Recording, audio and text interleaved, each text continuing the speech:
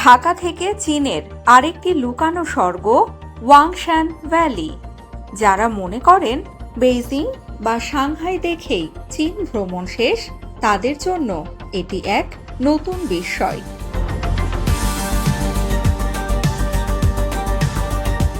চীনের জেংশি প্রদেশের সাংরাও শহরে অবস্থিত এই ওয়াংশান ভ্যালি একটি পাহাড়ি উপত্যকা, যেখানে পাহাড়ের গায়ে ঝুলে থাকা কাঠের ঘর, ঝর্ণা আর কুয়াশায় মোড়া উপত্যকা মিলে মিশে তৈরি করেছে এক বাস্তব ফ্যান্টাসি ওয়ার্ল্ড। ঢাকা থেকে সাধারণত বেইজিং পর্যন্ত ফ্লাইটে, এরপর চীনের দ্রুতগতির বুলেট ট্রেনে সাংহাই হয়ে সাংরাও পৌঁছাতে পারেন। চীনের এই হাই স্পিড রেল নেটওয়ার্ক ভ্রমণকে খুবই সহজ ও আরামদায়ক করে তুলেছে।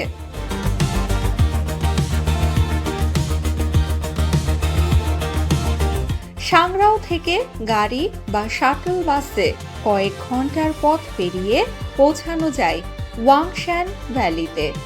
শহরের কোলাহল পেরিয়ে হঠাৎ করেই দেখা মিলবে পাহাড়ের বুকে লুকানো এক স্বপ্নপুরীর। বিশেষ করে সন্ধ্যার পর এই ভ্যালি হয়ে ওঠে আরও জাদুকরী। হাজারো আলো জ্বলে ওঠে পাহাড়ের গায়ে ঝুলে থাকা ঘরগুলোতে, ঝর্ণার ধারে আর কাঠের ব্রিজে, যা দেখে অনেকেই এক রিয়েল লাইফ ফেয়ারি টাউন বলে থাকেন।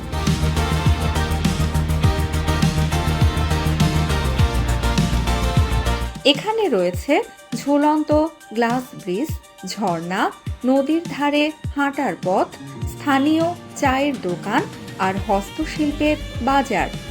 পর্যটকরা চাইলে পাহাড়ের ধারে থাকা বুটিক হোটেলেও রাত কাটাতে পারেন।